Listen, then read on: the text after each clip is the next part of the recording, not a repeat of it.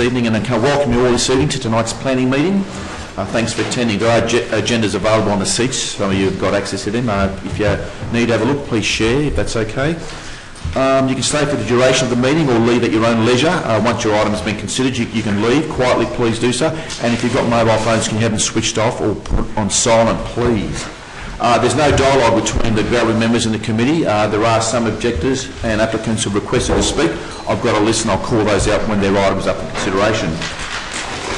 Officers will present some dialogue in relation to the applications, and then we'll ask questions after the objectors and applicants have presented.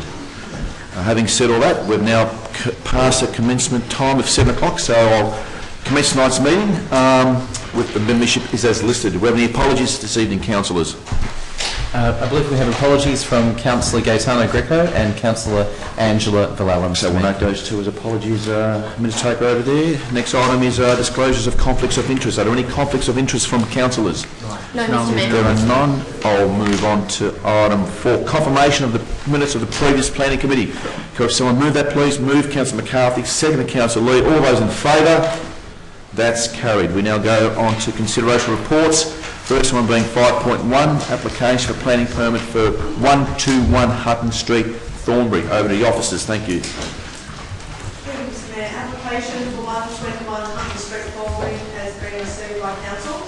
The proposal is to construct 3 double-storey dwellings. Each dwelling has 3 bedrooms and 2 car parking spaces. Open space is provided at ground level for each of the dwellings. Notice of the proposal was given. Sign on the site and notice the surrounding owners and occupiers. 32 objections were received at the beginning of this notice. The objections are summarised on page 9 of the committee agenda and then responded to by the officer on pages 10 through to 13. The proposed development generally complies with Res Code, and those elements that require modification have been listed in condition 1 that requires some changes to be made to the plans to support the proposal.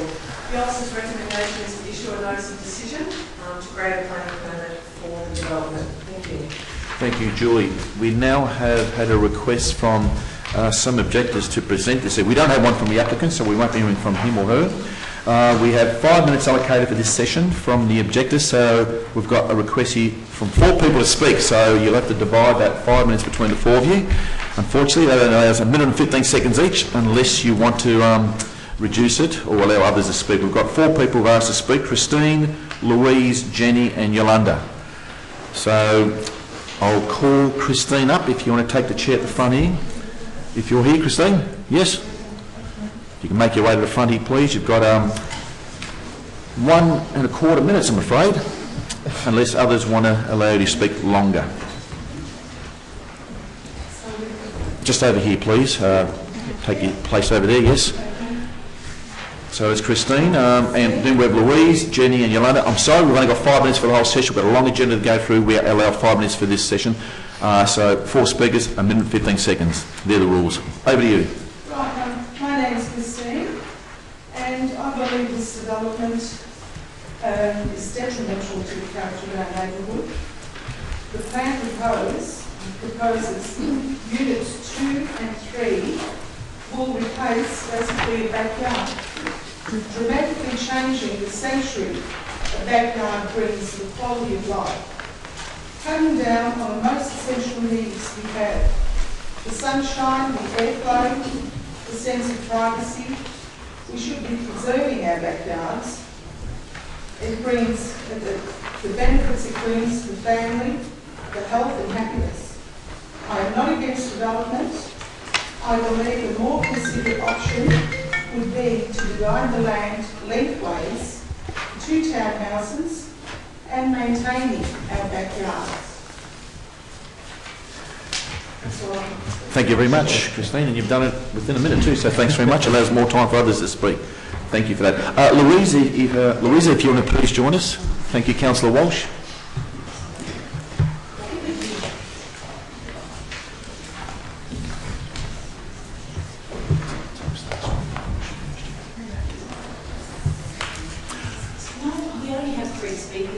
You have 3?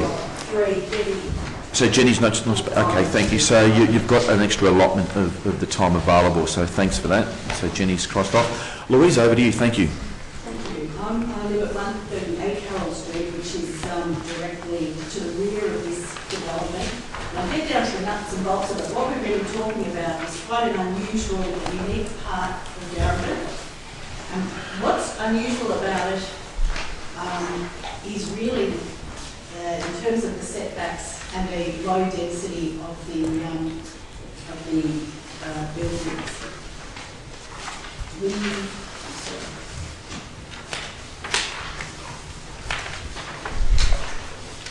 We feel that this is a really bad development for this particular site because it's not consistent with existing neighbourhood character nor with the existing patterns of development. John, one of the other neighbours, has taken some detailed measurements of the area to look particularly at rear setback. It's the Unit 3, which is set back currently in the recommendations of 3 metres from the back fence. And that's really where our problem with the bulk lies. There's nothing in that area, in the area of double-storey setbacks, which is anything close to that. There's very little two-storey development. Where it has been development or an add-on to an existing property, the setbacks are in the realm of 10 metres from the rear boundaries. And I just note that there was a similar application made to DCAT a number of years ago at 109 Harold Street, which was rejected on similar grounds of density, and we were opposing it on similar grounds. It is an unusually ambient area of Thornbury, which is really generated by the rear corridor made by the rear properties. And neighbourhood character for us isn't just about what's seen at street level, it really is about that feeling of privacy and calmness from the back, the rear of these properties, and that's really what's going to be impacted on by this inadequate rear setback. There are plenty of ways it can be improved. You can have less dwellings on the property. You can increase that rear setback. There are lots of options for this to be development which enhances the community, but the way it stands at the moment, with disregard to what is around 15 seconds. That's what we are opposing, and the loss of amenity for many of these locals. Thank you, Louisa. Are we able to present? Yeah, you can submit those to the officer for circulation. Yes, thank you. You can do that by all means. You can just sit and take those, and if we can have Yolanda, if you're here, thank you. We'll just wait until these are circulated, so councillors can have a look at them. I think that leaves you 2 minutes.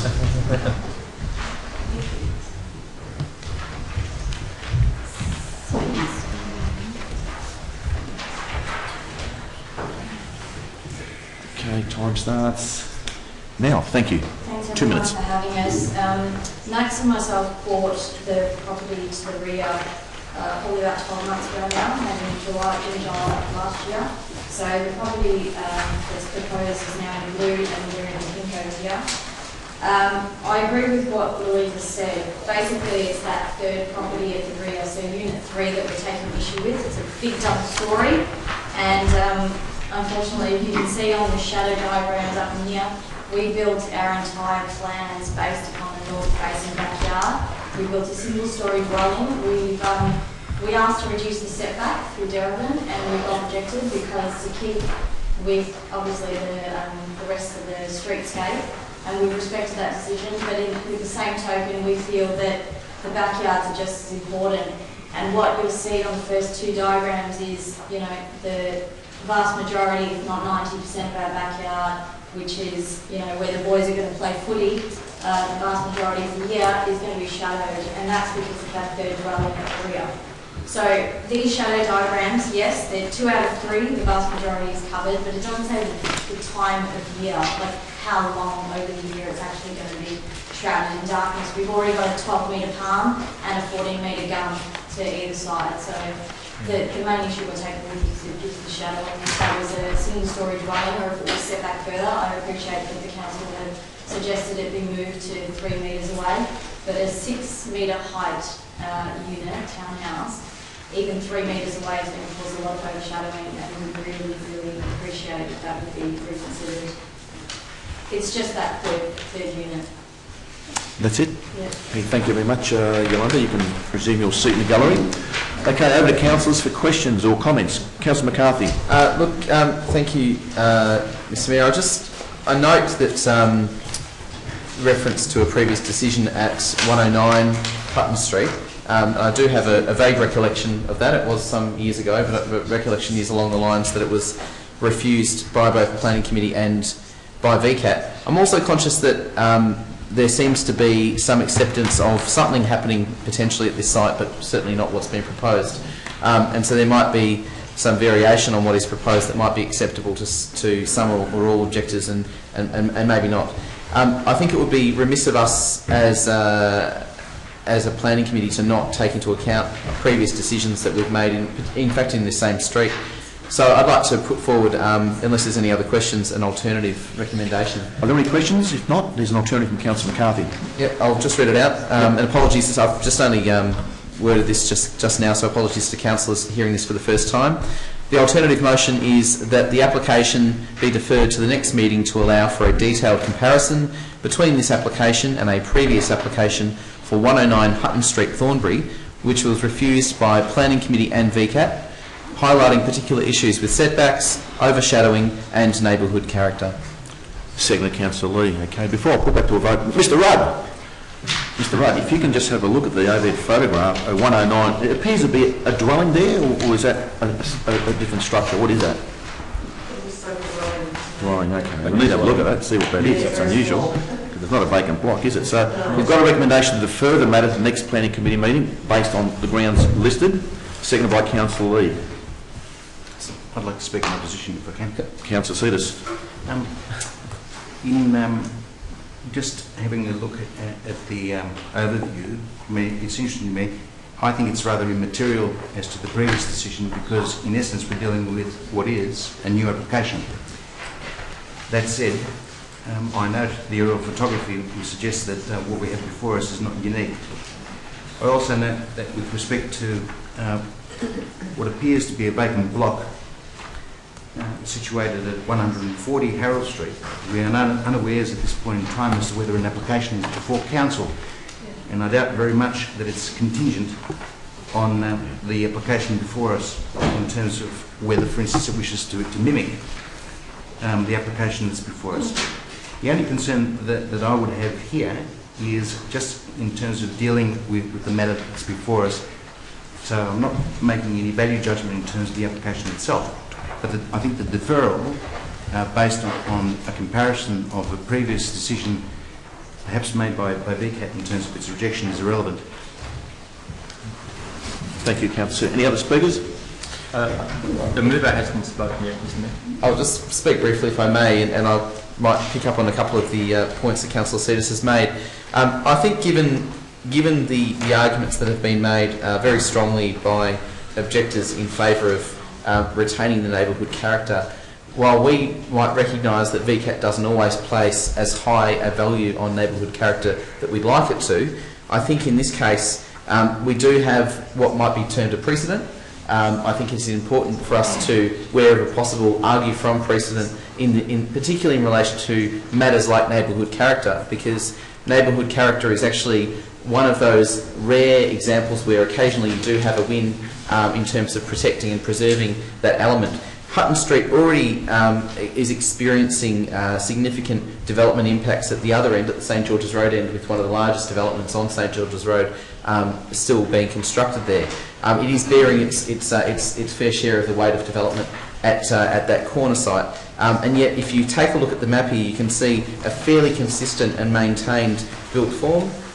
What that suggests is that once you start allowing significant variations to that, and I think that's what this application actually represents, is a significant variation to the existing urban form, the ball starts rolling. And we've seen what's happened on the other side of St George's Road between the High Street and the train line, and again between the train line and St George's Road there, where 3 or 4 multi-unit dwellings have gone into an area where you've had maintained consistent urban character or neighbourhood character, and it's very hard to defend those remaining properties from inappropriate development. We've also heard the direct impacts on those adjoining properties and the one to the rear, and I think it would be remiss of us to not take advantage of the arguments that we have used and which I recall were supported, and I think, Mr Mayor, you were also on the council at the time, were supported by VCAT as well. So hence the desire for a detailed comparison. I suspect that we have not had a submission from the applicant tonight, and I'd like to think that they would play fair and wait for that comparison report to come back to us at the next meeting. It's only 2 weeks away. It's the appropriate thing to do.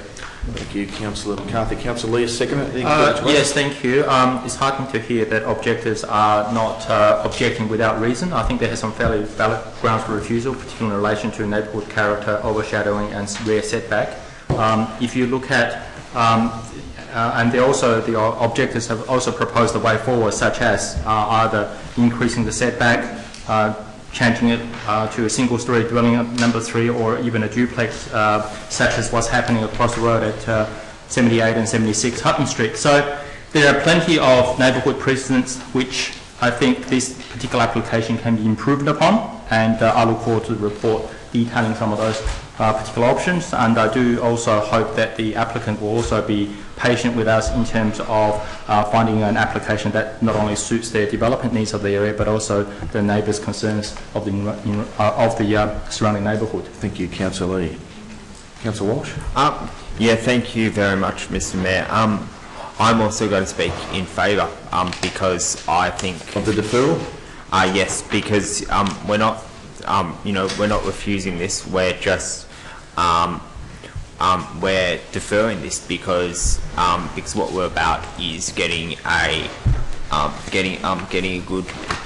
good result for that the developer, that the applicant can live with, but also what the objectors can live with. And by deferring this, I'm hopeful that we might see that we might find that midway point. So if it means finding that midway point, then I'm all for it. Okay. Thank you, Councillor Walsh. Councillor Lawrence. A question, Mr. Question. Mayor, through you. Just in relation to a deferral, where are we standing on the 60 days? Mr Mayor, over 60 days. Well over 60 days, so the applicant can go straight to VCAT. So there is an opportunity if the applicant chose to do so to appeal on a failure. Okay. All right. We've got a request to defer that item, and despite the decision tonight, the applicant still has rights to go to VCAT here. So I'll put that to a vote to defer the item. All those in favour? Those against? Okay. Members of the gallery, Council has decided to defer that item to the next planning meeting based on requests from additional information and comparisons to 109 Hutton Street, and for officers to have a look and see what is actually there, because our photo here shows that there's an actual structure there. So that's deferred. So there's no decision tonight. In a moment, I haven't finished speaking. There's no decision tonight as to granting a notice of decision or permit. It's coming back in 2 weeks' time, requesting additional information on comparisons to a previous VCAT decision upholding a council's refusal for 109. Councillor Walsh? Division. Division, okay. All those in favour of the deferral, please stand. Councillor Lee, Councillor McCarthy, Councillor Williams, Councillor Fontana, Councillor Walsh. Those against? Councillor Lawrence, Councillor Cedars. We recorded that. So, members of the gallery, we have not decided on that. It's coming back in 2 weeks' time. If you want to stay for the rest of the agenda items, please do so. If not, you can leave quietly. Okay?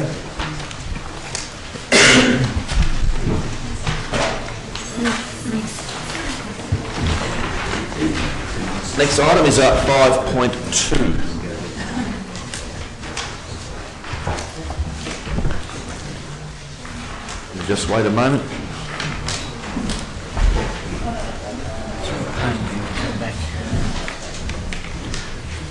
Okay, 5.2, we have an application for 13 Dean Street, Preston. Over to the officers for a presentation. Thank you, Mr Mayor. This application seeks approval for the development of a two-storey building containing 6 dwellings Each of the dwellings contain 2 bedrooms and a single car space. There is a waiver of the visitor car parking proposed. The dwellings are all single level, resulting in all first floor dwellings having their own space provided in the form of a balcony. So you have 3 dwellings at ground floor and 3 dwellings at first floor. The ground floor dwellings all have access to a courtyard ranging in size from 25 to 40 square metres. So the top 3 dwellings have access to a balcony. Subject land has an area of 655 square metres. The proposal is detailed in the attached plans and within the report on page 3 of the report. The application has been advertised, 27 objections have been received, and the grounds of objections and the officer's response to these concerns is detailed on pages 31 through 34. Mr Mayor, whilst it's realised that councillors have expressed concern about the reverse levy, I need to point out within some developments that officers are obliged to assess the planning applications on the basis of what's in the current planning scheme. And that enables an 8 square metre balcony to be used as a legitimate form of the provision of secure parking space.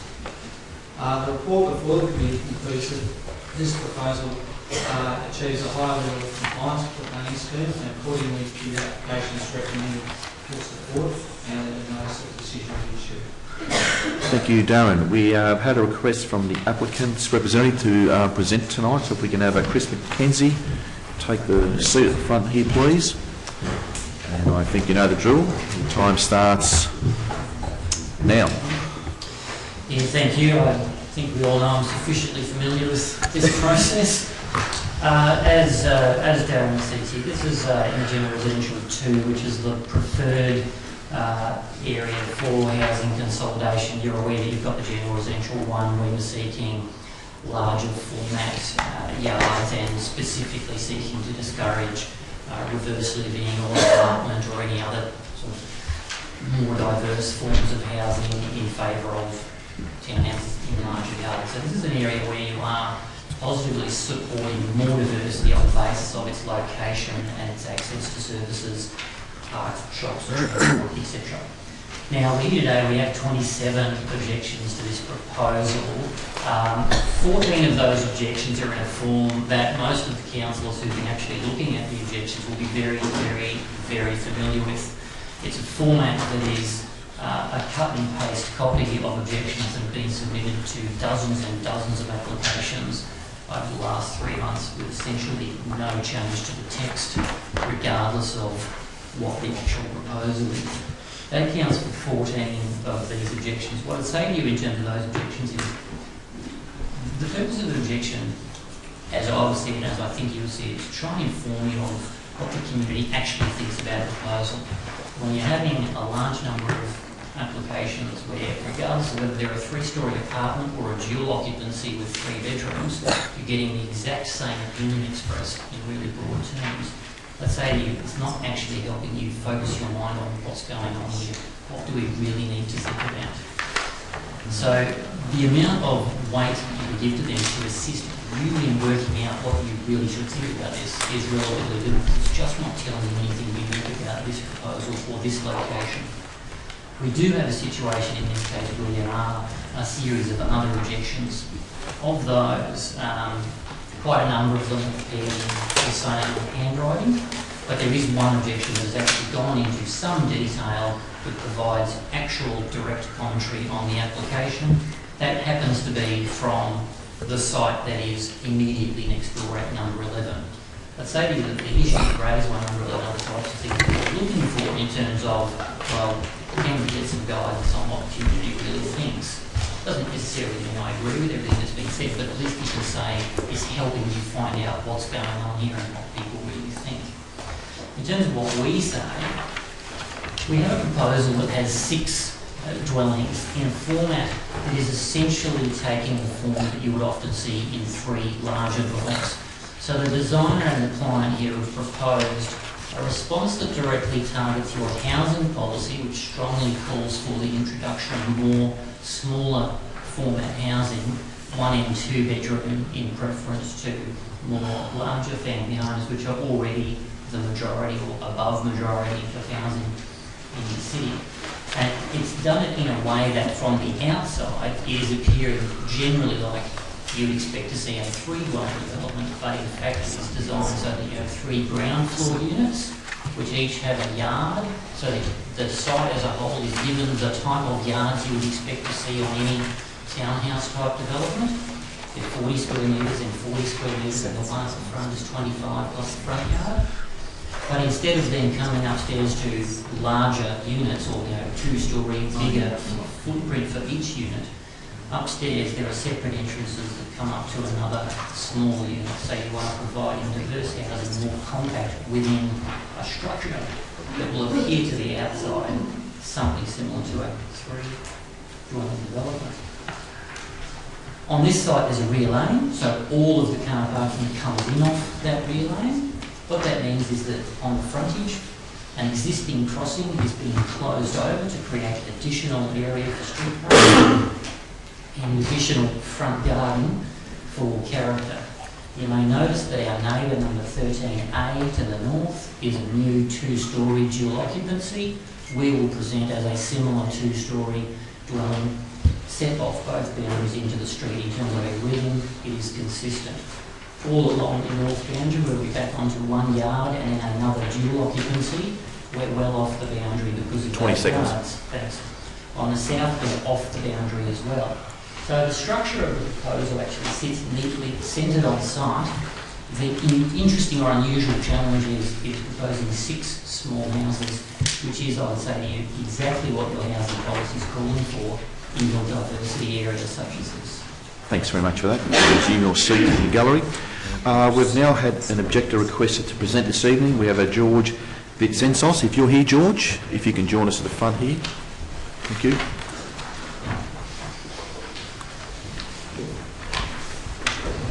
Mr. Mayor, before we begin, I've prepared a pack that I'd like to present. Yeah, that can be distributed to the councillors if you can just pass them on to our officer here. Yep.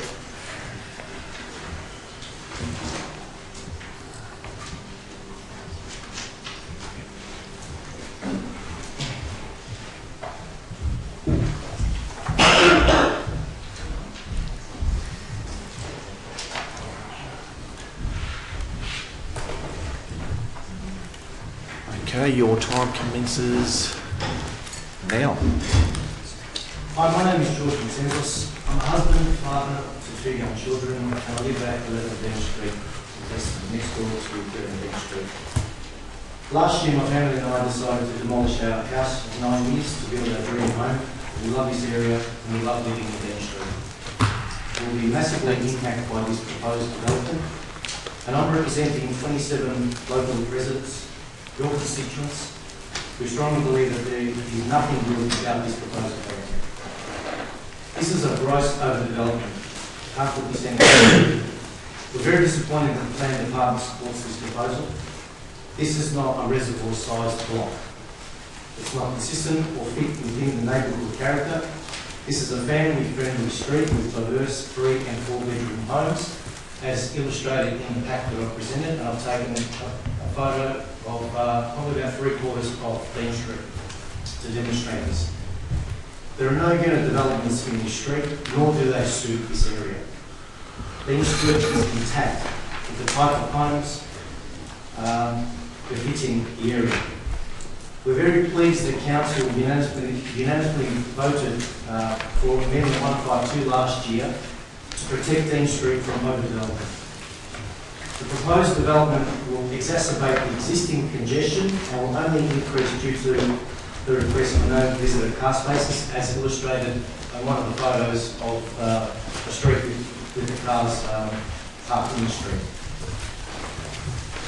This is potentially dangerous for children to cross the road, to go to the park across the road, where they would play basketball, or they play on the playground. It will also create difficulty for emergency services to respond to emergencies and manoeuvre through the parked cars along Dean Street and the laneway behind it. The laneway is not designed for traffic to manoeuvre in and out.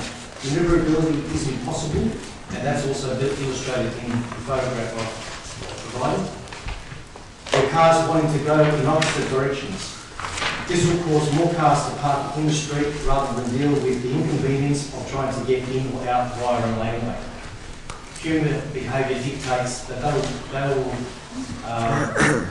take the path of least resistance, where if it's too difficult to park at the back via the laneway, they'll just park in the street. So you can be rest assured that there will be more than 6 cars parking in the street. As I mentioned in my personal email last week to each of the councillors, the plans submitted by the developer and approved by the planning department are incorrect. These plans show my old house.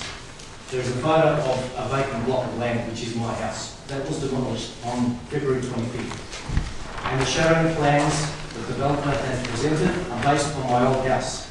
My builder has provided the true shadowing effect of his proposed development in my pack. To put it bluntly, the shadowing effect will be disastrous for my new home development, with shadowing along the north side of my house and covering 4 areas: the laundry, which has a full glass door, the kitchen, the lounge, the dining room, and outdoor room, which basically 60% or over 60% of a family time will be in those areas. My backyard will also have significant shadowing, limiting my ability to grow fresh vegetables, which has been a favourite hobby and tradition of ours whilst we've been living in Dean Street. I've also got strong privacy concerns with balconies overlooking my backyard, where my children, my 4-year-old and my 22-month-old child, will be playing. I don't want people standing on their balconies and looking straight into my backyard where my kids play. This is totally unacceptable and a complete invasion of my privacy. The residents are not objecting to development, we just object to overdevelopment. But it needs to be also reasonable, providing opportunities for new families to come in and live in the street. The plan offers nothing to attract families. The amenities of each unit gives a cap in effect due to the cramped design and doesn't provide for quality of living. We believe that the proposed development is not in the best interest of Dean Street and the community at large. The constituents strongly urge the council to vote against this particular development. Thank you very much. Thank you, George. You can resume your seat in the gallery. Questions from councillors? Are there any questions from councillors? Councillor Williams. I just want to get clarification. Is the laneway a one-way? Because I have concerns that if a car's coming down one way and a car's coming the other way, ascending, somebody has to descend. Yeah? Correct. Yes. Correct? So, One line. is that a hill or anything like that there? I'm not aware of, Mr Mayor. There's page 41 of the officer's reports. We spend quite a bit of time on the manoeuvrability and accessibility into the garage, and that's checked against the Development Australia standard, which is quoted in the officer's report. And very fortunately in council we've got our own experts in the council management team that assess that. And we rely on their advice, and their advice is there are some refinements required for the plan, and they're actually dealt with in the conditions, which I think is 1D. Sorry, yes, in condition 1. There's a few conditions there just to improve accessibility. Okay. Laneways, but they're fairly minor changes. But it is quite okay to have to access. A substitute question. If there's an emergency, such as fire brigade, ambulance, how will they gain access to people's premises? They have to park at the front? It doesn't seem like there's a driveway or anything like that, so I find it... There's still accessibility to the rear, so that's why in a lot of our designs you'll see that are supported. You'll see that there are a 3-unit development, for instance, but in this case 6. There is access from the rear unit through to the street frontage, which in this case is Dean Street. Okay. Councillor Walsh. Thanks, Mr Mayor. Through you, Mr Mayor, to our officers, in light of the of what we heard from the objector in relation to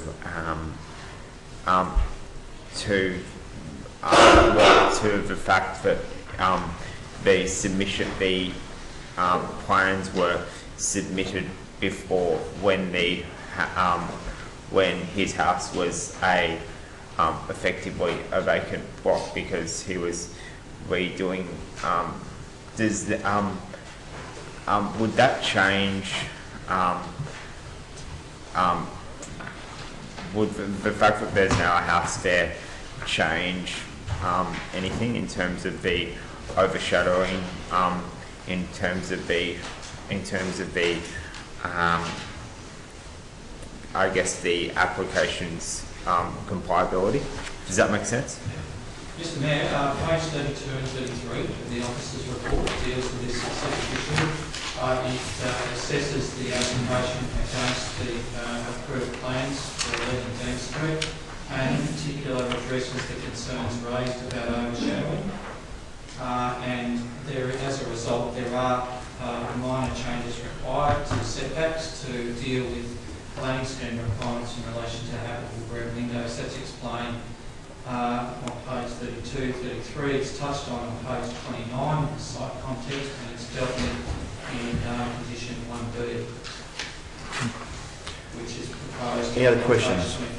Thank you, Mr. Rowe. Questions from Councillor Williams? Just want clarification on page 32 that so this 6 premises will have 12 rubbish bins, so it's not having private collection for waste management. It will be done by normal collection for council. That's if there's not a condition there. There's not a condition there. There's curbside collection. There's no crossover at front, so the entire frontage is dedicated to parking. Okay. I have an alternative motion, Mr Mayor. Can we hear it, Councillor Williams? The council refused the proposal with grounds as follows.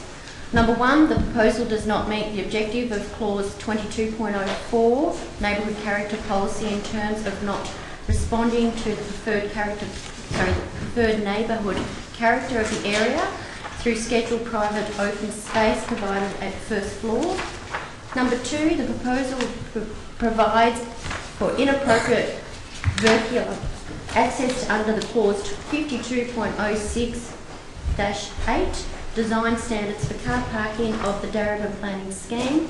Point 3, the proposal does not meet the objective clause 55 of the Darebin planning scheme, more particularly A, non-compliance with the residential policy as the proposal is an overdevelopment, standard B2, and B, non-compliance with the scheduled private open space for dwelling 4, clause 55.05-4, B28, private open space. To me, this is an overdevelopment as a footprint for the... do we have a seconder? Seconder, Councillor Lee. Now you may speak to a Councillor Williams. Apologies. Look, this is an overdevelopment as for a footprint for this particular street. I would think that this type of development would be more appropriate on a main road. Thank you, Councillor Williams. Councillor Lee, further to add? Certainly, Mr Mayor. I think the issue of neighbourhood character needs to be expanded upon, as was presented by the objector tonight. The neighbourhood does have a distinct character, predominantly of Californian bungalows and so forth, yep. And to have a Sikh unit development in the middle of a Californian bungalow line street is out of kilter with the community expectations, certainly out of kilter with the neighbourhood character. The applicant spoke that it's a positive that it presents as 3. My question is, if you want to have 3 unit development, why don't you put a 3 unit development there? Why dress it as 6?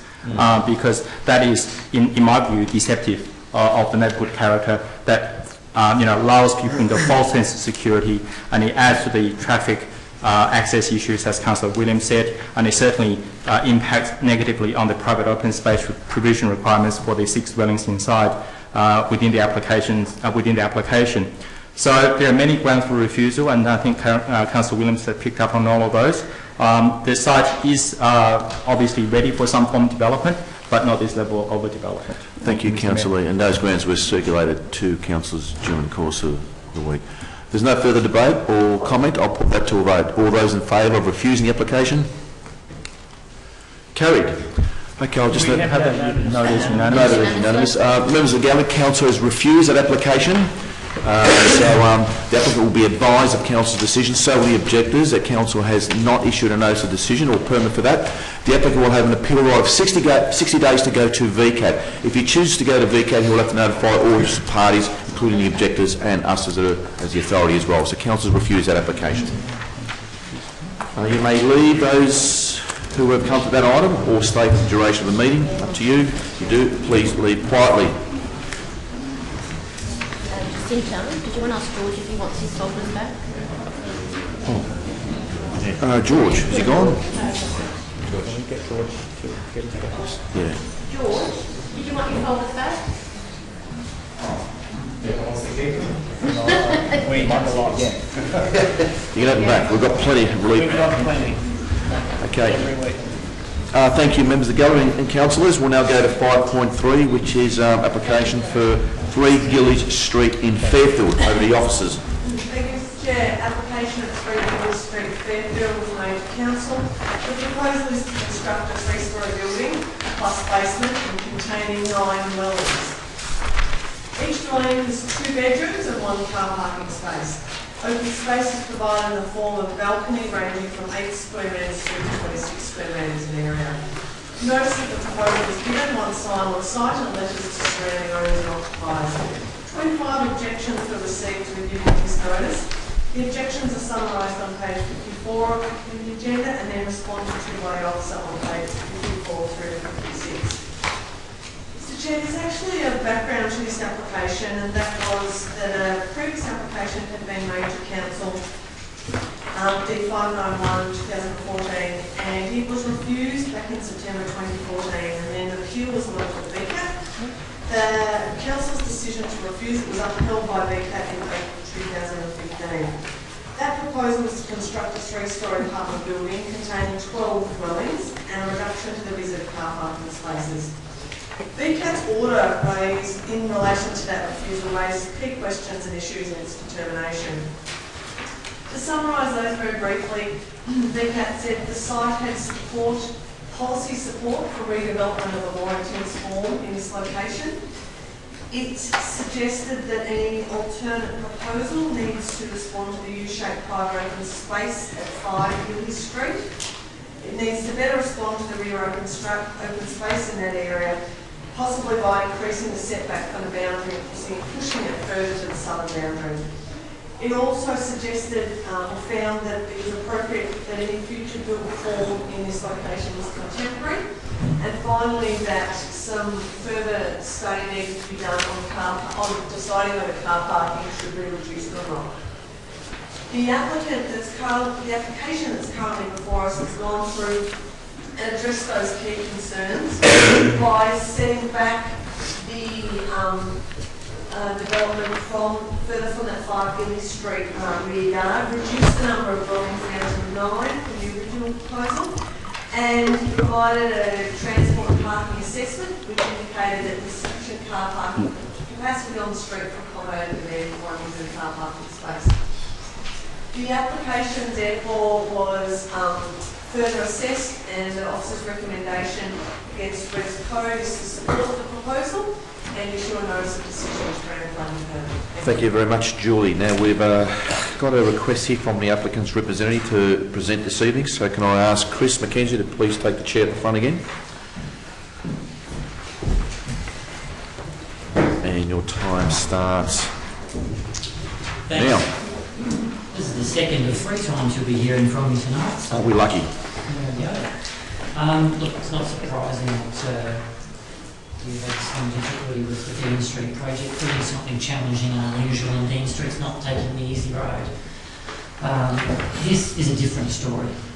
As has been explained to you, this has already been through VCAT. I've become involved the second time around to directly work with the applicant and council officers to ensure that the proposal that's been brought back to you today has properly addressed what VCAT requested be done to refine and reshape this proposal into an application that should be supported and approved.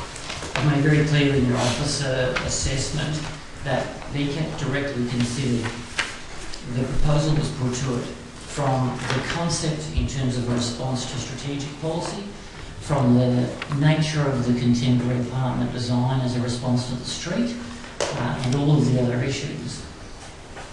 Comments for the VCAT refusal included that there is no real issue with the three-storey building to the street or on the southern boundary. In fact, in Council's case opposing the earlier form, Council did not really dispute that proposition either. It was really not put to VCAT by Council that some form of a apartment with 3 storeys should be seen as inappropriate. It was much more that the detail of the proposal was not seen to be the right response, particularly to its northern boundary. Those just explained to you in the officer assessment. The real defining issue of the refusal was the way the layout was framed opposite a south-facing courtyard, which was described as the U-shaped courtyard in the middle of the block, and also how close it came to the rear yard with the swimming pool. And through the application process, we've worked very deliberately and directly with the council officers to ensure that the plans make real changes in those areas to pull the build form clearly further back off those areas that have been identified as most sensitive. The council officers have worked through and seen that the degree of change of pulling back the built form from all of the levels has been a very genuine and proper response to VCAT's concerns. Now, what that means for you, I think you'd be familiar with this, you've had enough second applications come through this chamber, but the principle is if VCAT says 3, 4, 5, 6 elements of the proposal are seen to be acceptable, but 1 or 2 or 3 need to be revisited, an applicant can and should be able to come back to council, keep the things, the core of things that were said to be acceptable, and is also specifically expected to properly address the things that were not acceptable. You can't keep the things that were not acceptable and just try and push your way through them. You need to make changes, but the changes you make are the changes that the VCAT said, here are where our concerns are. If you resolve those concerns properly, you should be entitled to expect council support second time round. And that's what we have done. The shape of the apartment layout, mid-block, has pulled the built form deliberately away from that south-facing courtyard. It has also pulled particularly the upper floors further away from the rear yard section. The rear section of the upper floors have been reshaped to be smaller and further away from the open rear yard. Obviously, because we're on the south side, this is not an issue about shadowing. This apartment will not cause any shadow to go to the north onto that site. It's purely the sense of the interface looking out from those recreation spaces to a site that VCAT has said the three-storey apartment is reasonable here, but be a bit more respectful and responsible to those particular interfaces. And the assessment the council officers have undertaken, and I can tell you from the first design to the design that was put into the application to the design that was put out to advertising, there were a series of further changes that the officers specifically asked us to make. 15 seconds. We've made those changes to come here today. There are a series of objections again. A large number of them are again about pro forma that you've seen time and time again. Several of them are from residents, including number 5. And they hear from them to say to you the changes are appropriate based on what VCAT asked us to do. Thank you very much, Chris. If you can resume your seat, please. I'll now ask an objector who's requested to speak this evening. Claire King, are you here? Thank you, Claire.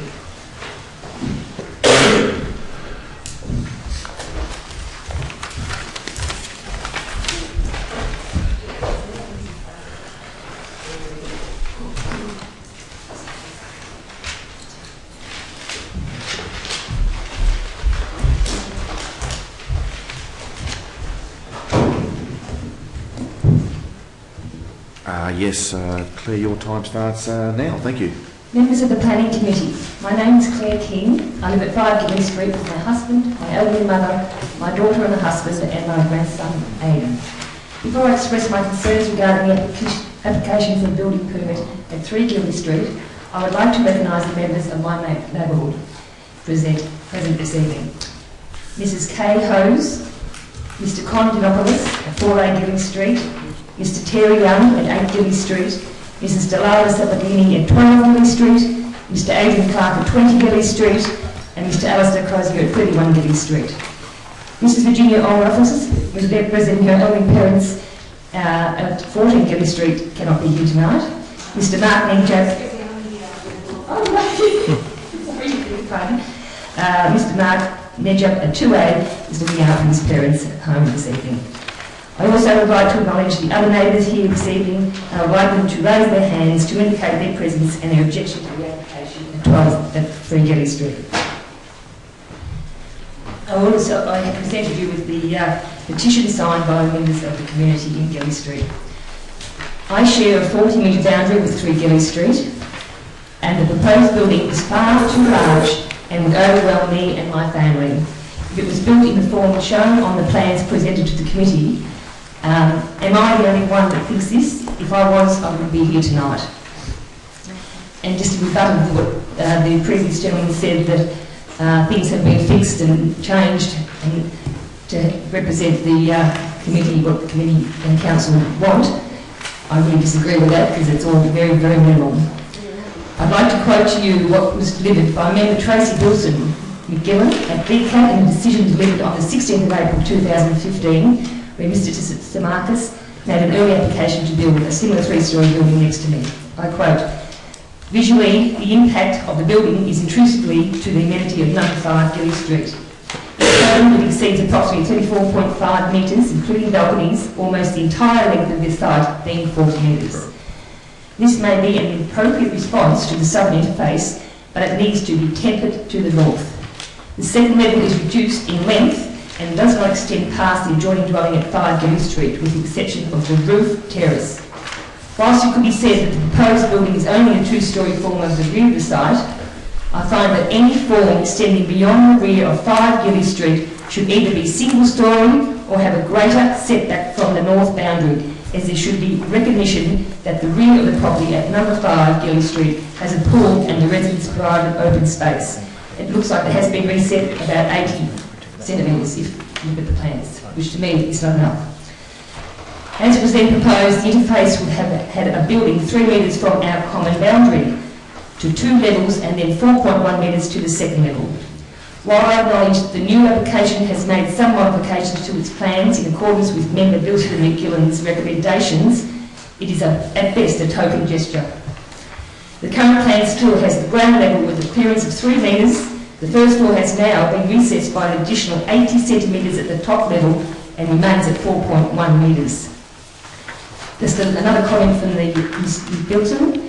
The proposed 2-storey form is visually dominating and bulky when viewed from the adjoining property to the north. The building is a contemporary simple form, which is appropriate, but in this case the design contributes to the visual dominance of the development. I now turn my attention to the applicant's proposal to do away with visitors' parking spaces in his development. Parking is a real problem for us in the street. It is a major problem. We live with it every day, and until the council acknowledge it is a problem, it cannot make any decision to concede that visitors' parking spaces are not required. All the new developments near to me, those at 2A, 4 and 4A, all have a space for a visitor to park when they visit. All these properties have one house situated on a parcel of land that exceeds 420 square metres. The application to 3 Gilly Street is for 9 apartments, potentially 20 or 30 more residents. And the size of the land is a little over 570 metres, only 150 square metres more, with only minimal parking below. It is only my neighbours and I that have this concern. Let me quote you, Member Wilson, once again.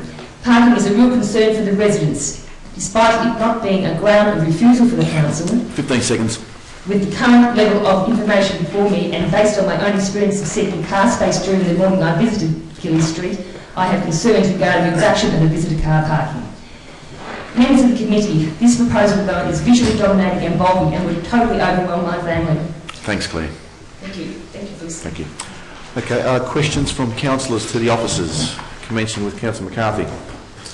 I'm just intrigued, and I might seek clarification from our officers. At the rear of the proposal, it seems that the building directly faces on to the adjoining swimming pool at number 5. Can I just get a bit more information in addition to the assessment that's been provided about how that impact has been proposed to be dealt with? Because it seems like a very significant impact on that adjoining property.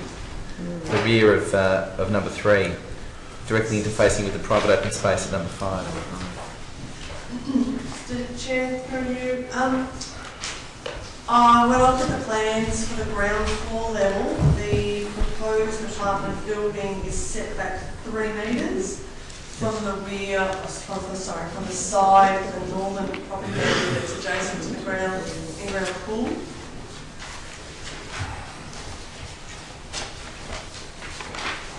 And even the basement level is set back 1.95 metres from that boundary as well. Sorry, that's the assessment for the ground floor, if I can just get clarification. But when we go to the first floor and the second floor, we're still at 3 metres, it seems, just reading between the figures and the design. 3 metres, and then at the second floor at 4.1 metres. Sorry, are we talking next to adjacent to the in-ground pool or the U-shaped? The in-ground pool.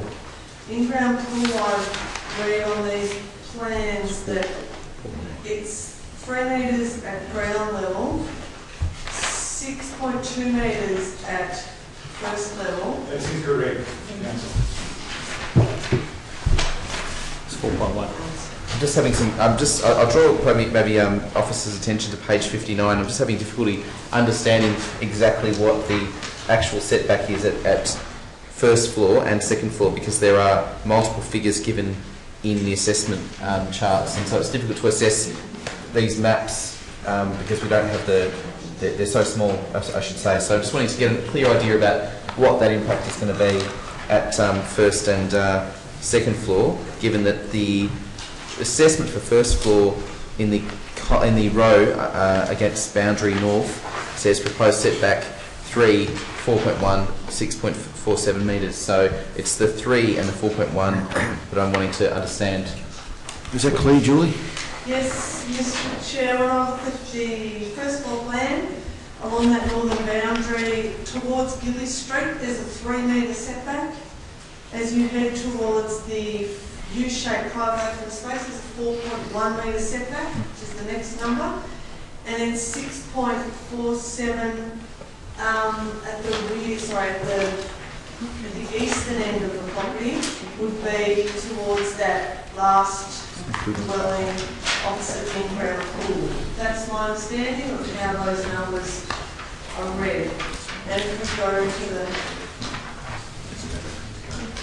So yeah, there are supposed to be some balconies within those. Again, I repeat, Council, that is in... Thank you. There's no dialogue from McGowan. I'm sorry. Councillor Lee, do you have a question? Yes, I do. And again, it's in relation to balconies on number 7 and number 8 of the proposed development. If I read it correctly, the balconies are accessible from the meals area of unit 7 and 8. And if one is to go to the extreme northern end of the balcony, one is effectively 4 metres away from the boundary line. Is that correct? That's correct. Thank you. Councillor Walsh. Thank you. Mr. Mayor, if there are no further questions... I have a question. So I still have a question as well. Thank you. Okay, could I just flag that I'd like to move an alternate motion? Well, let's hear the questions first. Councillor Williams first. Just looking at the diagrams, there obviously seems to be from several units that can look onto open space such as the swimming pool. Are any of these, even though they don't look like they're balconies, are any of them going to be protecting that overlooking? Like, is it going to be opaque type glass, or are there any restrictions or screening? As a condition. Because I don't see any of that here, and it's as a parent, it's in the condition, is it? On what page was that?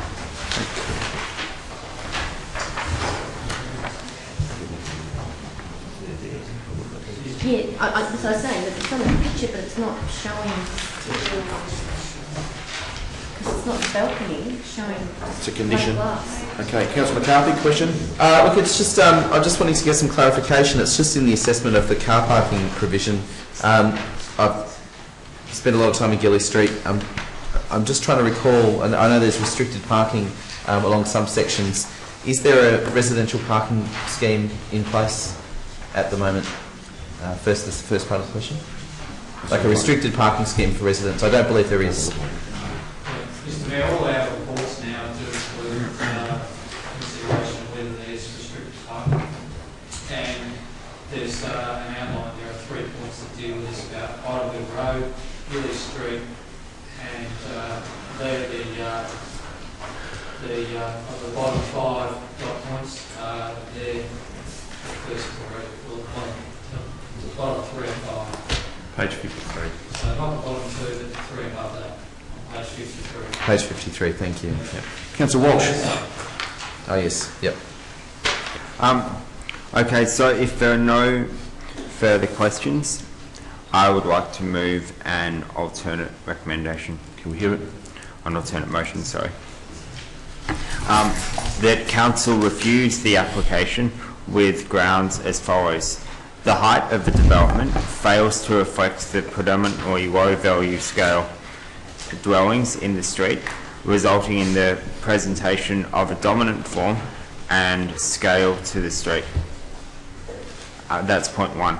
Point 2, dwellings 6, 7 and 8 provide a substandard level of internal amenity as a result of screening measures which restrict outlook and access to daylight. Point 3, their car parking provision does not achieve clause 52.6 of the Darebin planning scheme.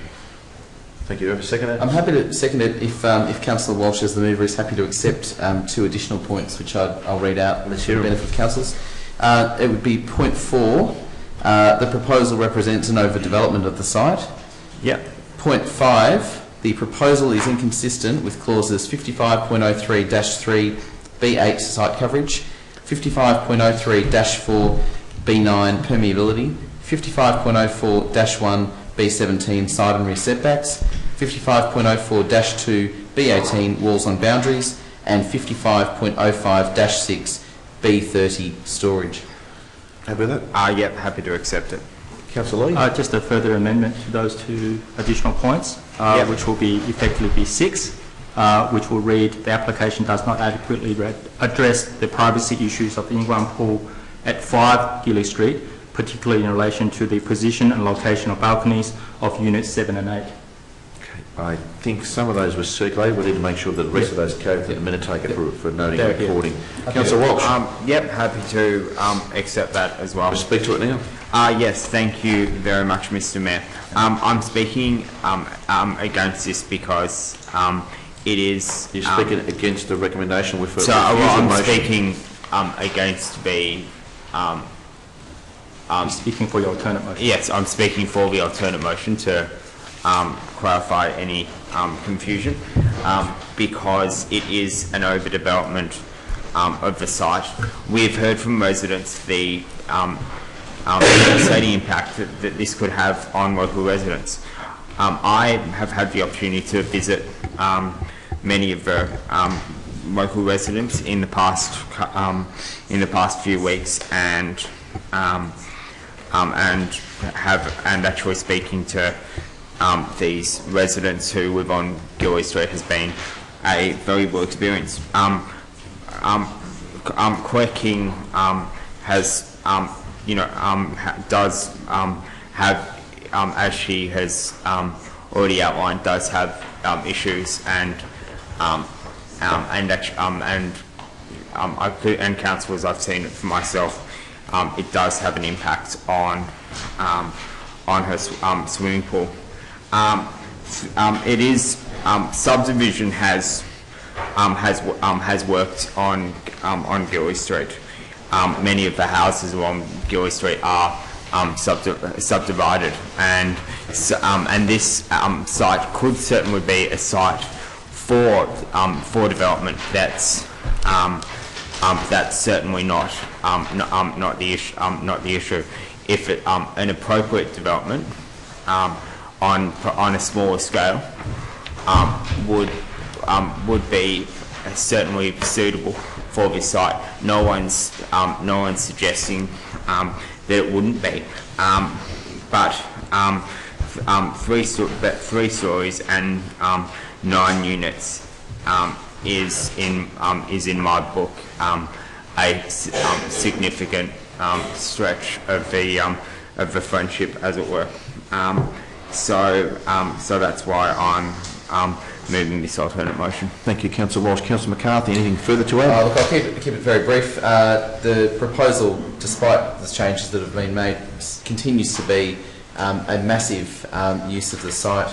I think I counted 69% site coverage, 68%. Apologies, which is significant. The reality is that there are a number of technical grounds upon which this proposal fails. We are, I think, well placed to refuse it on this occasion and seek a better application that actually responds to the street in a much more sympathetic way. And I haven't heard objectors saying nothing can happen there. I think people have been quite reasonable in their concerns. And obviously the reality is that Gilly Street is not a street that Council, I believe, has identified for this level of development. In fact, I think we're very aware that there is so much that's being proposed along Heidelberg Road and adjoining streets, including Station Street, that we've sought to provide protection for streets like Gilly Street, and 3-storey applications. 3-storey applications in quite residential streets are, I believe, wholly inappropriate in this context. So, thank you, Councillor McCarthy. Councillor Cetus. Yep, I'd like to speak in favour of the motion to reject this application, but I would note a couple of issues here, because some of the themes that we're proposing are not new in terms of what we've asked for. And I did note that the objector had quoted a couple of choice phrases from one of the members from VCAT. So if I'm to interpret the limitations associated with that statement, clearly then we're not talking about the scope of the development in terms of its impact on the streetscape. So I think the member knows his own limitations relative to the state planning framework. Also of keen consideration is the old renditions that have been previously exhibited in this area. But what's interesting here, and I think when we strip out all the usual typical objections that we mount, this may be a novel case with respect to privacy relative to a swimming pool. So I like this because I don't think we've actually had an application that may, in of itself, once the typical objections are stripped away, pivot this particular consideration before VCAT in relation to whether the swimming pool trumps the scope of the application relative to the breach of privacy associated with the second levels towards the rear, and of course to the centre, notwithstanding the treatments associated with the balconies. Because I note that the windows of the back part of the development do not have any screenings at all. So the other point that I will conclude on with my remaining time is that it is, in some respects, an anticipatory development. It hopes, contingent, that the car park or the used car sales place to the front will simply develop in order to justify what it's intending to do. Given its relative proximity to Heidelberg Road, it is a classic case of accessing res code for development creep. So I think it may succeed, but sadly, not without a fight. Thank you, Councillor Cetus. There's no further debate. I'll put that to a vote to refuse the application. All those in favour? That's carried. Members of Galway, unanimously noted. Members of Galway, Council has refused that application. The applicant will have a right of appeal to VCAT. Will have 60 days of receiving the application from Council. Objectors or interested parties will also be advised of Council's decision to refuse that. Should the applicant decide to go to VCAT, all interested authorities, parties will be notified of that decision by them. Thank you for that. Those who want to stay for the rest of the agenda items can do so, otherwise you can leave quietly, please. Quietly, please.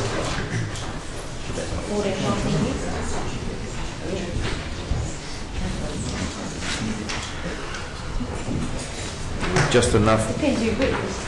Okay, councillors, next item of consideration is our 5.4, 283, 291 Gilbert Road, Preston, over the officers. We've just got enough for a quorum too, thank you. Mr. Chair, application has been made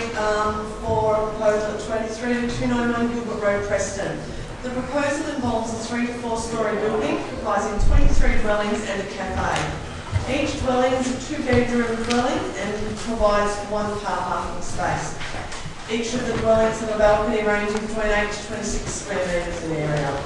The proposal also applies to reduce the number of car spaces provided per cafe and for the visitor spaces sought on site.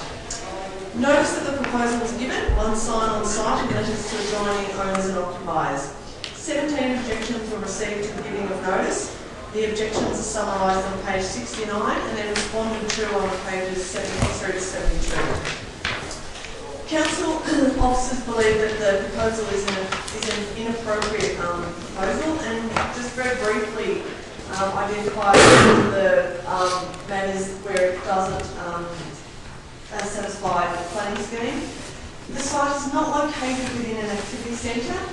There's 2 small local activity centres within short distance to the north and south, in the intersection of Gilbert Road, Bell Street and Gilbert Road and Murray Road.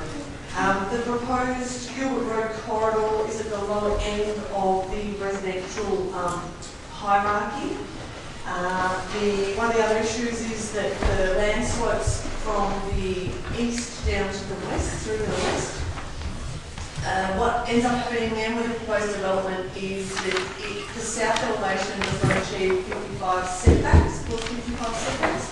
This will impose a visually dominant form on the adjacent site, which raises issues of internal amenity and equitable development considerations. The reduced setback is compounded further by the provision of high proportion of south-facing balconies and windows. Finally, the height, in relation to the height, the proposal introduces a 3-storey facade to Gilbert Road, where it has adjacent properties being commercial and dwelling to the north. Whilst that may be reasonable in Gilbert Road, the rear of the site sits within a different context. Its interfaces with dwellings and secluded private open spaces of the dwellings. As a result of the slope of the site, the height of the development at the western interface will rise to 4 storeys, about 11.93 metres, and the impact of the height of the building is compounded by non-compliant setbacks. The officer's recommendation through a thorough assessment of this proposal is to recommend a notice of refusal to not support the application on 7 grounds. Thank you. Thank you, Julie. We've now had a request from the applicant's representative to present this evening. Gabrielle Sester, if you're here, if you could take the seat at the front there, and the time commences very soon.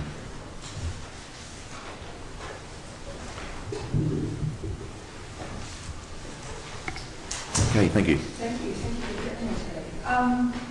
This is the second go at the site. The first, and the history is briefly outlined in the officer report. The first application was a higher quality development.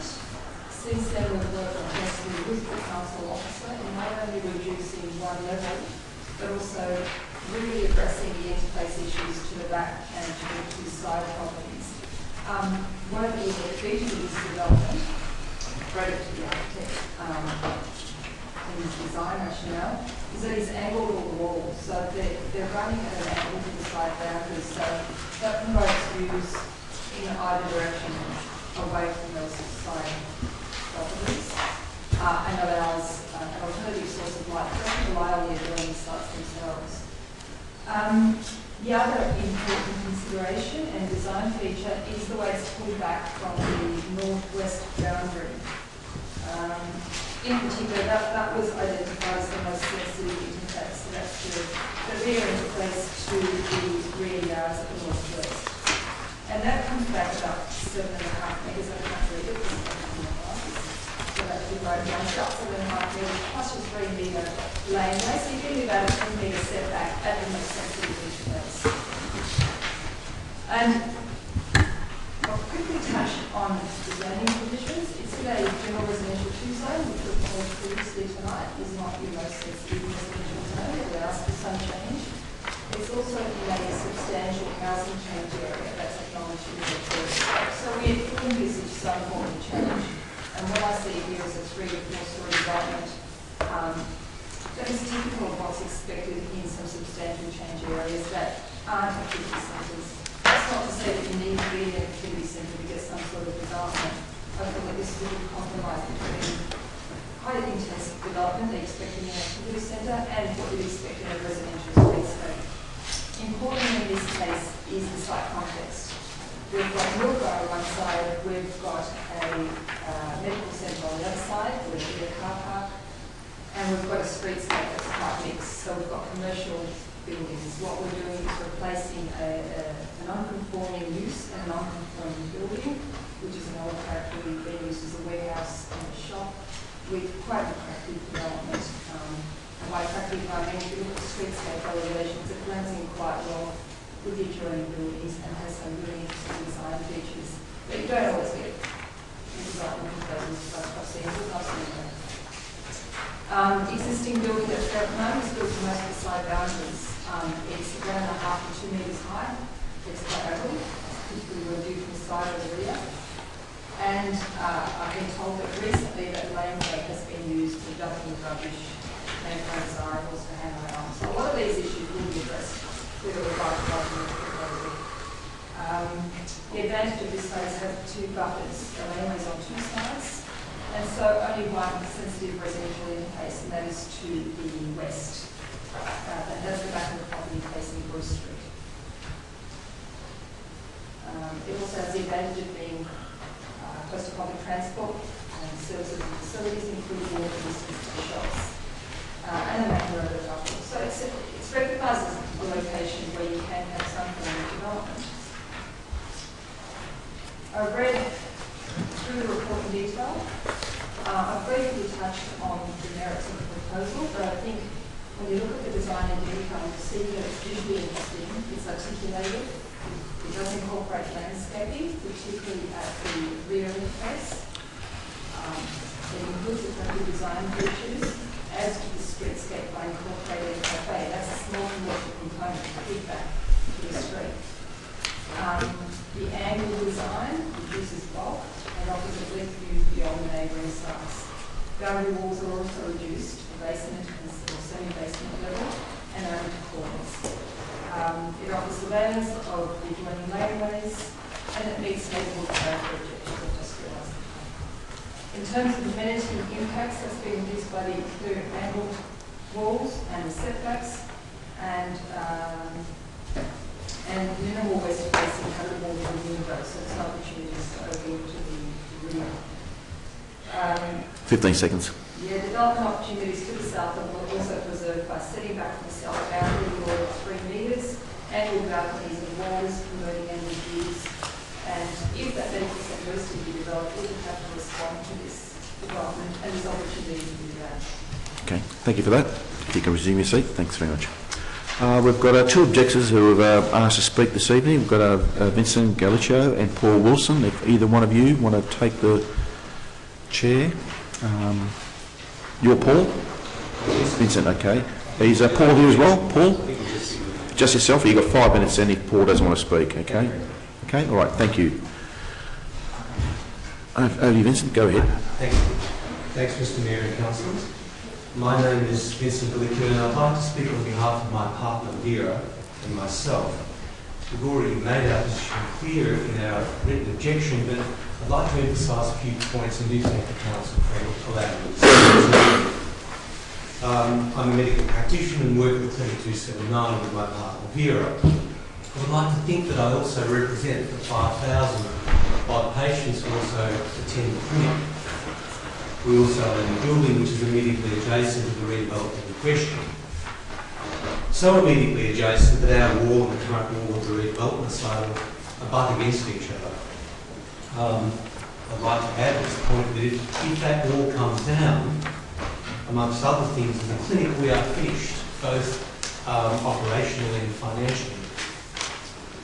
The Clinic 279, formerly the Bruce Street Medical Group, has served this community since the late 1930s. I see sometimes 4 generations of families coming into this clinic. Some of the great grandparents have been brought into the world by the doctors who worked there, when there were still paddocks out there in Southern. It might be reasonable to think that our concerns to this redevelopment relate solely to self-interest, that Vera and I worry about the disruption, the noise and the dust, the integrity to our own building. Remember, it's a medical clinic. We need sterility. It may appear as such, and in accordance with the objection we put in, of course we do. We especially worry about the financial viability to our practice and the effect that this project will have on its future. And that is also outlined in the objection that we've submitted. Of course, in the end, it is mostly about our patients. It would be wrong to say that we are against redevelopment. We're not at all. But redevelopment should take place when all factors and consequences have been considered. What we're mostly worried about is the ill-conceived concepts that put this project together. On the notice outside their building, an ambiguous 3 to 4 stories, which is, and on the plans, the underground car park, which is against our adjacent wall. The proposed trees and the result, the likely ongoing damage to our building. The poorly placed waste management. The parking issue and increased traffic in the laneway, which is behind our building as a result of the entrance and exit to the development's car park. It doesn't inspire confidence in us, particularly since this project affects the integrity of our building, the viability of St Vincent's pathology, which is immediately adjacent to George's Lingerie, and the financial viability of our clinic. Just this week, I saw numerous octogenarians with heart failure and lung disease. What if they have to walk several blocks uphill just to get to our front door? Some of these patients have poor eyesight or are hard of hearing. Behind the clinic in Bruce Street, there is a high fence on the adjacent property, which is next to the laneway in question. I can assure councillors that it will only be a matter of time before one of these patients is hit by a car coming out of the development's car park. What else this week? The 30-year-old mother on crutches having broken a leg with kids in tow. These children run in and out of the clinic all day long. With an increased traffic hazard, you can predict the result. And of course, the 60-year-old man with chest pain hoping it's not a heart attack. What if he has to walk several blocks? This project is not just about development. It is about our practice and the community it has served for over 3/4 of a century. So, with respect, you also represent them as well. Please consider this when making your decision. Thank you. Thank you, Vincent. If you can resume your seat. Okay, there are questions or comments from officers? From councillors. Councillor McCarthy? In the interest of keeping things moving, there's a proposal to refuse this. I'd like to move the refusal. Refusal moved by Councillor McCarthy, seconded Councillor Lee. I've got a question. Question, Councillor Lee. Yes, thank you, Mr Mayor. 2 questions actually. The report made mention of a petition of 183 signatures. Any idea where those signatories come from?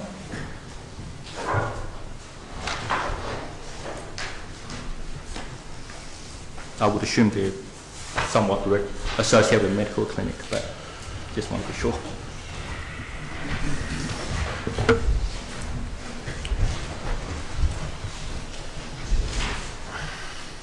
Mr. Chair, they are attached to the objection from the clinic, 279, Gilbert, and scanning quickly through the addresses of Gilbert Road, Preston, Reservoir, West Preston, Clover, Preston, Clover. Thanks, Julie. I think that'd be right. We can ask that in advance in future. Councillor Walsh. That was my question. Okay, so we've got a Councillor Lee. Yes, second question was in relation to the dwelling diversity. There's no reference to dwelling diversity. Is that covered under ground of refusal part 7 in relation to all those numerous points? Or would that be an additional point in addition to point 7?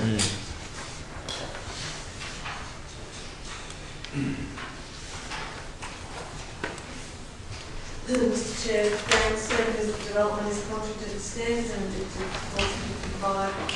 Residential policy management character on private side, recommended review setback, full no boundary, SDS and solar access. That's correct. It would go in as an additional point. as an additional point in that list. Thank you.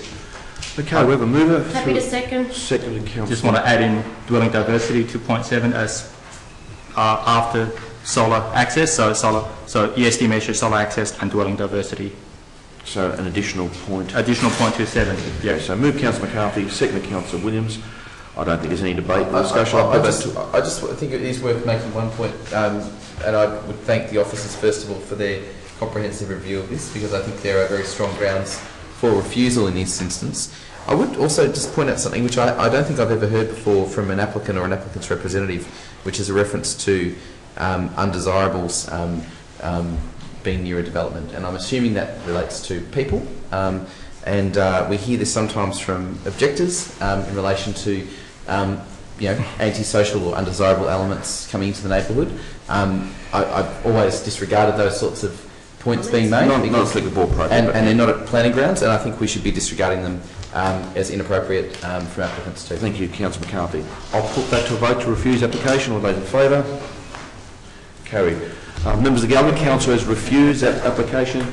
Noted as unanimous, please. The applicant will be advised in writing that they have 60 days to appeal from notification from Council. All objectors will also be notified of Council's decision. Should the applicant decide to go to VCAT, they will have a statutory requirement to notify all interested parties.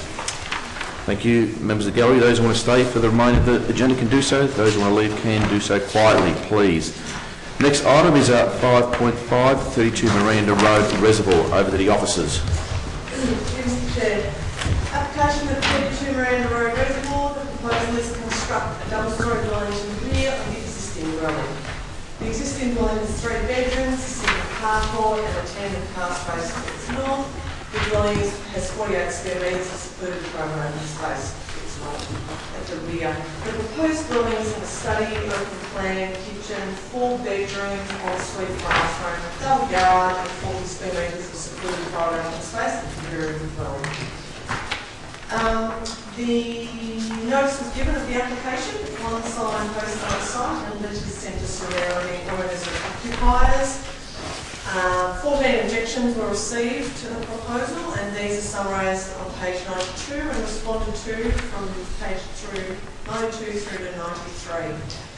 The proposed development complies with Res Code. There are, you'll notice, very few minor alterations as part of condition 1 that are small details. The proposal complies with clause 55, therefore the officer's recommendation is to support the development and issue a notice of decision. Thank you, Julie. And I just want to make sure councillors have got copies of the overhead map, which wasn't supplied or provided. Yes, they've got it all now. Yep. Thank you. We have a request from the applicant's representative to speak this evening, and Chris McKenzie, join us at the front, please. You may have a version of this already. I think it's a pretty decent map that shows what I'm going to tell you.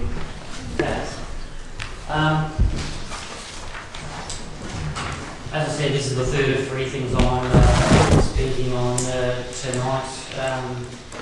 No secret that the other 2 were far more challenging, and I think I'll point out to, I'd say very relevantly for the structure of your meetings, the other 2 have been considered and refused with a significant cohort of actual local objectors from within the street. You have listened to what they have said, you've preferred that over the officer's report and refused with reasons really related to things that have come from the concerns about actual impacts of actual people who actually review the proposal. This one is also in receipt of a large number of objections, and that's why it's here. But all of those objections are in the exact same format from an email campaign.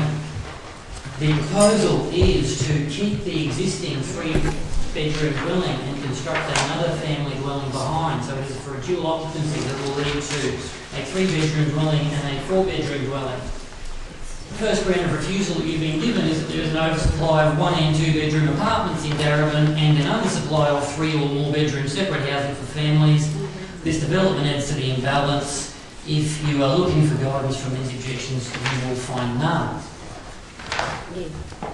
If you were to ask yourself, the question, what does the Darebin Appropriate Development Association consider to be an appropriate development? You might have thought this was right up their alley. Keeping an existing family home and adding one more in a street where other people have added 3 townhouses, 4 townhouses and the like. But no, we still get the same number of objections. What I'd say to you is you're getting absolutely no help from these people.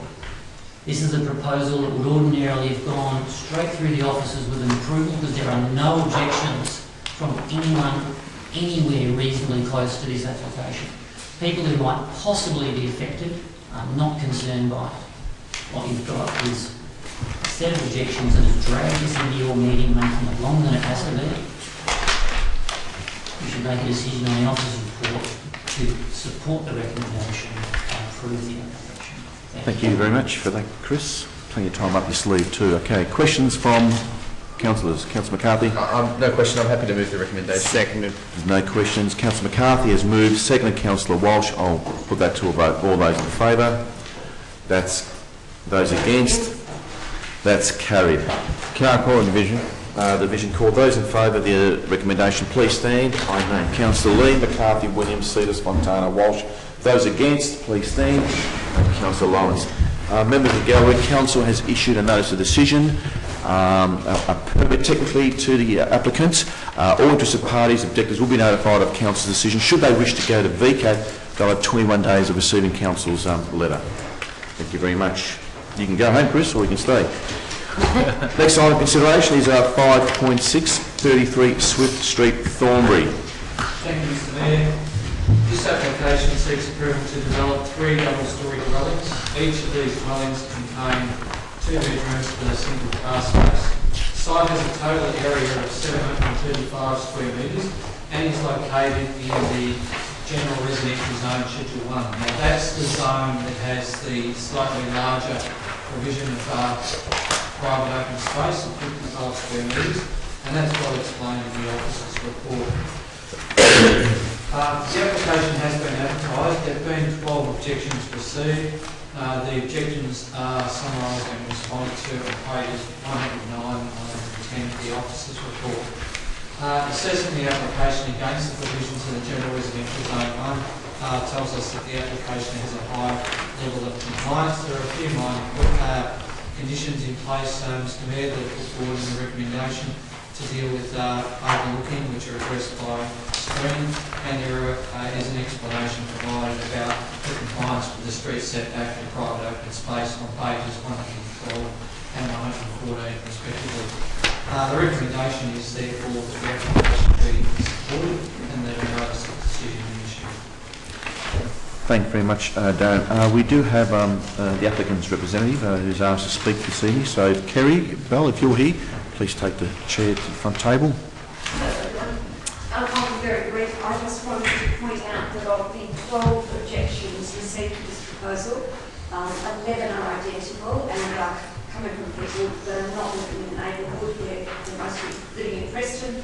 There was one objection from the immediate neighbourhood, and I've met with that young couple and we've discussed ways that we can alleviate their concerns by increasing the landscaping on the western boundary, and that is also something that Council have recommended. So we all seem to be in accord there.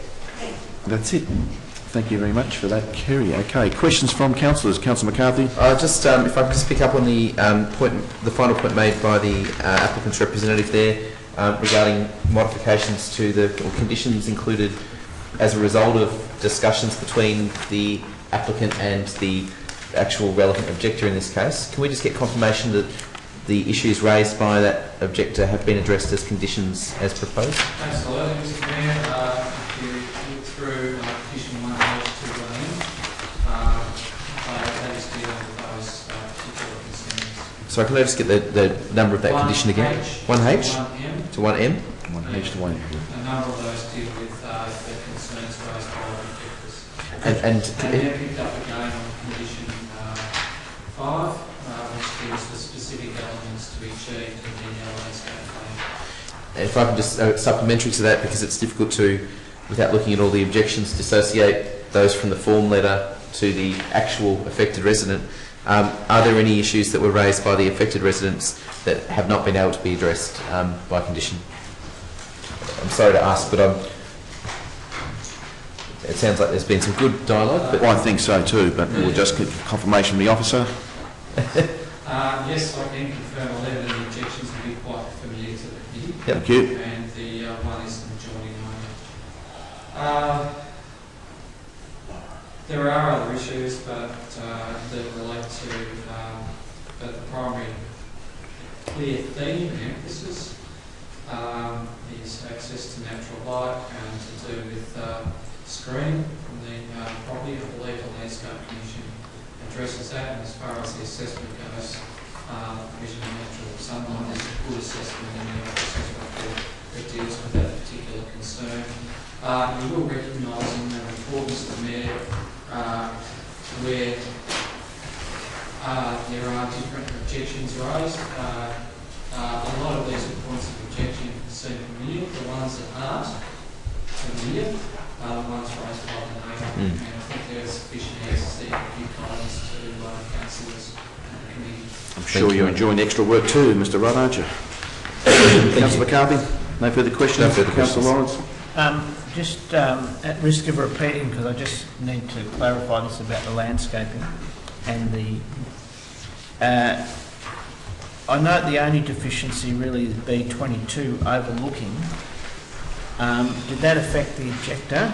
Is a question. And does those clauses H to M address that overlooking or not?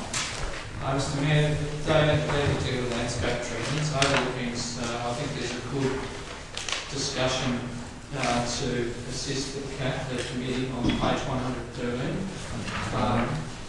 And that's the second underlying section which deals with where the overlooking and how they're addressed through condition. Yep. Screening. It's relatively minor, so it's quite often that we would require screening through conditions. Okay. So it's really isolated to dwelling 1, bedroom 2, and also deals with the north-facing bedroom. So the balcony certainly does have, if that's not screened, a good impact on the objection. Just a quick one, just to clarify this is, so I don't quote the wrong figures. So the setback non-conformance of B6 is 5 millimetres, is it? That's correct. So, okay. Really? I'm happy to Move Councillor Lawrence, second Councillor Williams. All those in favour? That's carried. We check. Thank you, councillors. Okay, for the benefit of the members of the gallery, council has decided to issue a notice of decision, technically a permit for the applicant. They'll be advised of council decision, so will all the objectors, and they will have 21 days appeal to go to VCAT should they choose to do so. Thank you very much. That concludes that item. Next item of consideration is 5.7, 448 to 452 Plenty Road in Preston. Over to the officers. Thank you, Mr. Mayor. Just to be absolutely clear, because some of the objections are probably not that clear, this is actually an application to amend Endurance plans for a planning permit already issued. If you read the objections that we have in relation to this particular application, they read as though we're dealing with a new application on its merits. The proposal seeks to add an additional floor to the development whilst maintaining the same number of dwellings, increasing from 3 to 4 stories. It's doing this without increasing the number of bedrooms and arguably improving the livability of dwellings 11 and 12 by simply increasing the area of living spaces. Parking is provided on site in accordance with the planning scheme. There's no change to parking provision. The proposed increase in parking remains consistent with the adopted version of Amendment 737, which was also 4 stories. I won't read through them, Mr. Mayor. There are 11 objections received. They would be familiar to some. We know who they are. On pages 122 to 123, the application is recommended for support. Thank you. There are no speakers for this application. Councillors, any questions to the officers?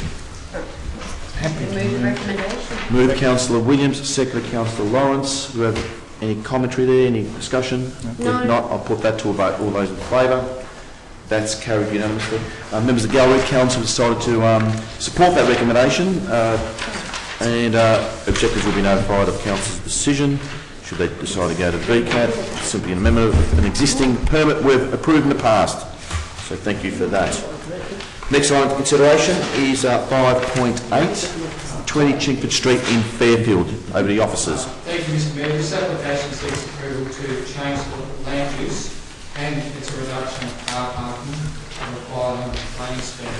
The new use proposed is for a timber floor business proposed for an existing warehouse located within the industrial 3 zone. The application has been advertised and there have been 9 objections received. These objections are summarised and responded to on pages 133 and 134 of the officer's report, essentially from the residential properties nearby, which are in the residential zone. To summarise, most of those objections really relate to an expectation as a residential amenity, and I think the officer's report provides a pretty good description of what planning law says about if you're a resident and you're living in a residential zone that proposes an industrial 3 zone, for instance. You cannot expect the same pristine level of amenity that you would have if it was a residential zone.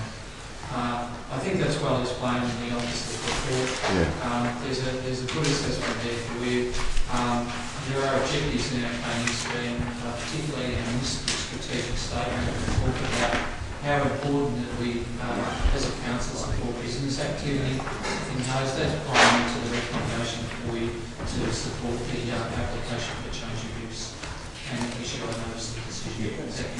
Thank you, Darren. Questions from councillors? Councillor McCarthy. Just, it seems like this is going to regulate some of the activity that's been taking place on site, which has caused some residential issues.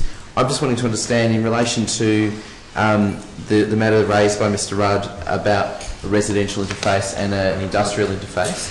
One of the issues that can't be conditioned by a planning permit, but I would seek to know how council would respond in relation to it, is the issue of the trucks and other delivery vehicles leaving their engines on, the fumes circulating to the street. Is there some condition that can be put into, because that relates to the delivery of products on and off site, which then has a residential impact that is unreasonable? Darren? Yeah, conditional audience of that, Mr Mayor, and there certainly is, just because you're in an industrial zone, you are afforded the expectation that you will be reasonably a good neighbour. There's also a requirement to comply with the set M1, which is Condition 5, and that does, so you can't excessively make noise, but during business hours you're afforded a little bit more latitude. And just a related question, in the process of informing adjoining properties and objectors of the granting of the permit, is there anything that council can do in relation to informing them about how to manage their concerns in relation to any ongoing industrial effects? Because that has been an ongoing issue in relation to this site. We've got a permit now, but people don't know how to enforce their amenity that they're going to gain from this permit. Thank you, Mr Mayor. There's actually someone I can give a plug for our environmental health unit. They've got an excellent explanation to our community about what to do when there's a noise or amenity concern, who do you call under which circumstances. We've seen that in action. It's absolutely clear, and I'm happy to, in this instance, put at least an identifier to that web link. Great. Or where people can access that information in the notification. Thanks, Darren. I'm happy to move that. Move Councillor McCarthy. Second. Councillor Lawrence. I would just also like to thank the officers on their work on this, because I've been dealing with the residents in question, and I've got an email of appreciation to council for addressing what has been a difficult issue for them in terms of the unloading and loading issues, and obviously if we can deal with the ongoing environmental health risks, that would be great. Happy to support this regulation. Yeah, thanks for that, Darren, too. And there's no further comment from Councillor Lawrence? Just that obviously council does have to be open to change of economic use on these industrial sites. Obviously, we've got some that have been rezoned near Beavers Road and some that will be rezoned near the Northland precinct. But we have substantial industrial land that will go through change of use into warehouse, and you'll note this has got also a showroom, and I imagine there'll be small traders, tradespeople and DIY people going there and collecting their flooring, and people have to select it, so it's not a bulk business these days, it's an order and collect later business. But these are the kind of uses that will keep our jobs going in the city. Thank you very much, Councillor Lawrence. If there's no further discussion, I'll put that to a vote. All those in favour? That's carried. Members of the gallery, Council has decided to issue a notice of decision, permit, so to speak, for that matter. The objectors there will be notified of Council decision, also additional information as provided by Darren Run in relation to environmental notifications. Next item of consideration is 5.9, 682 to 684 Bell Street, Preston. Now, Council have been circulated with the proper report this evening and also emailed last week.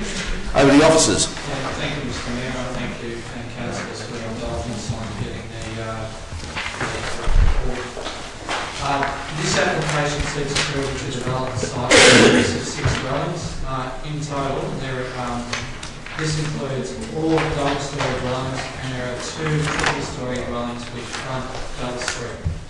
The site also corners Bishop Street and the 4 2-storey townhouses which will place Bishop Street.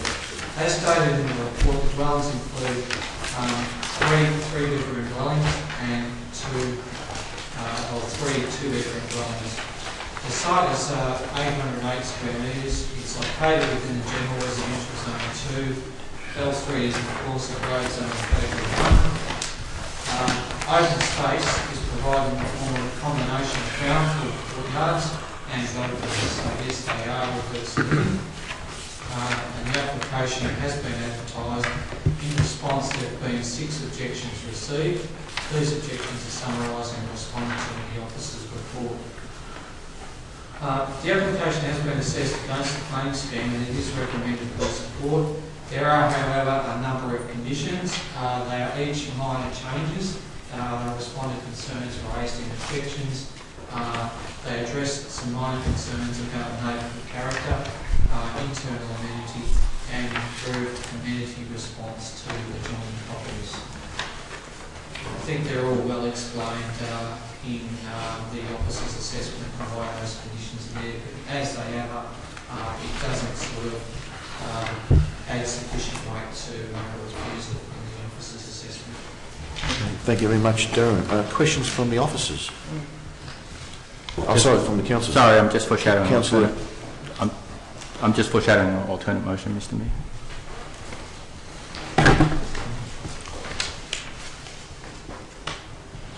Councillor Lee, do you want to... I was going to... Any questions? No, I'm happy to move the motion. Okay, well, Councillor... Well, for the purposes of getting the ball rolling, I'll second. Oh, okay, so Councillor Lawrence has moved the motion and second Councillor Cetus. Councillor Lawrence? Yes, look, given the just a point of order, Mr Mayor, do we, if a councillor foreshadows an alternate motion, does that councillor get heard first? Or I was under the impression we could probably discuss the substantive item that's moved first. I think we should be probably considering that and then take it from there. No. I believe, as a foreshadowed alternate motion, I have a first right to put forward my alternate motion. Okay, all right. So Councillor Lee has foreshadowed alternate motion, so I'll take that. I do apologise. I've got to do what I want. So Councillor Lee foreshadowed a refusal, I'm assuming? Refusal. Do you have a seconder for that? On the following grounds, that the application fails to meet the following standards of the Darabin Planning Scheme, 5503-1 street setback, 5504-2 wall and boundaries, 5505-6 storage, and the development is an overdevelopment of the site. Have a seconder? Happy to second. Councillor Williams has seconded. Councillor Lee. Thank you, Mr Mayor. Look, this application is an interesting one because it is an area that's due for development. However, I'm particularly worried about the street setback and the wall and boundary in relation to Unit 6, which immediately abuts to the resident Bischoff Street. And I think more can be done, particularly in relation to Unit 6, perhaps even reducing that to a one-level unit. I don't mind the massing towards Bell Street because that is the preferred character of the development, but the treatment towards the rear boundary, particularly in relation to Unit 6, could be improved. Thank you, Mr. Mayor. Second, I wish to add anything to Nothing it? more further to add. Thank you, Mr. Any Mayor. debate from councillors?